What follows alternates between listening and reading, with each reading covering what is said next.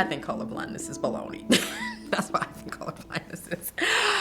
It's impossible. Come on. This is America. Black means something in America. And don't tell me you don't see it. I'm a dark-skinned Black woman. Hello. I think it's like a false concept not to, to be colorblind. And even if it isn't a false concept, it's not useful because I'm experiencing something which is not colorblind. So if you're acting like that's not happening to me, basically you're just dismissing my whole experience. Like, I'm looking out of my eyes. I'm not seeing Black all the time. So sometimes I'm walking around just being myself, and myself is not a color. Myself is me, right?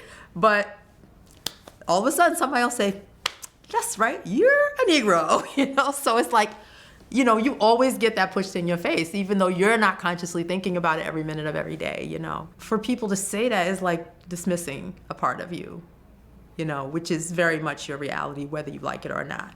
The first thing I would say about myself is that I'm a woman. That's the most salient feature of myself that I'm in touch with. That I'm a Baha'i, That's way more salient to me than that I'm African American when I'm just thinking about myself and nobody's pushing it in my face. But that's completely flipped in the real world. In the real world, the most salient thing about me is that I'm Black. For people to say that they don't see it, I think it's disingenuous. Maybe not intentionally so, but I think it is.